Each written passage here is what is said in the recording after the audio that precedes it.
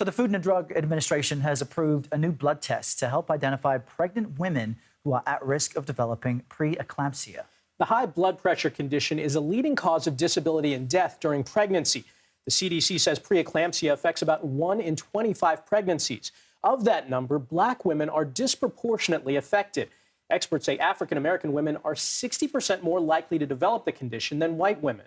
For more on this, let's bring in Dr. Sarosh Rana. She's a maternal-fetal medicine specialist and professor of obstetrics and gynecology at the University of Chicago. Dr. Rana, thank you for being with us. We know that this test has been used in Europe for a few years now.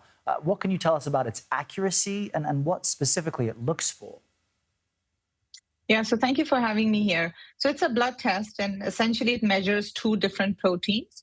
It's called SFLT1 and PLGF. And what's the FDA approved a ratio? It's a ratio between these two proteins, and essentially there's a dysregulation of one protein goes up and the other protein goes down.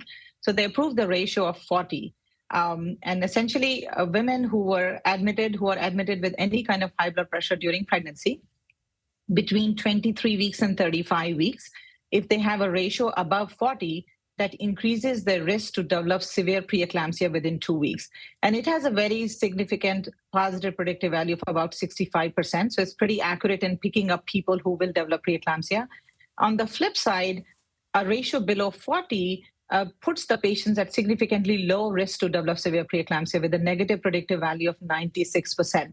So it's about 96% accurate in saying who is at low risk to develop severe preeclampsia. So essentially, it's a blood test for risk assessment to figure out who is at high risk and who is at low risk. Doctor, why has figuring out who will and won't develop preeclampsia been so tough until this point?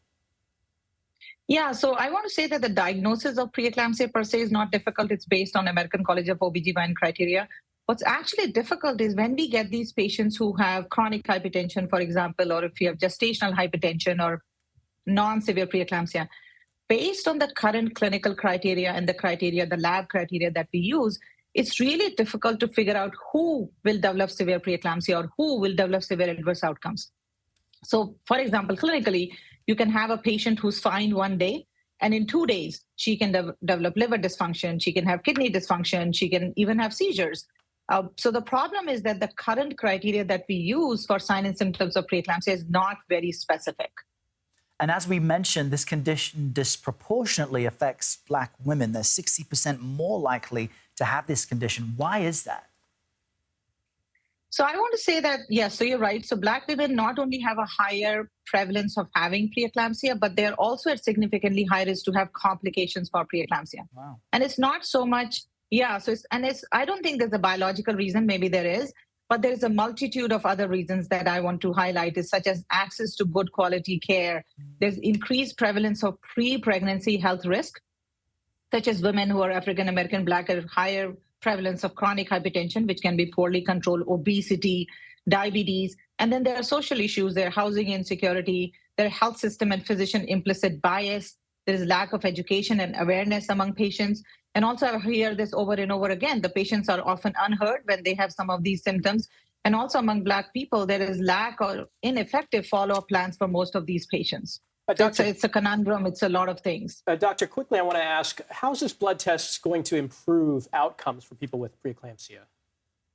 Yeah, so like I said, the test will help us risk stratify patients into high risk and low risk. So the high risk patients, we recommend perhaps these patients can have increased surveillance. We can transfer them to a higher level of care where there's higher level of maternity care as well as NICU level.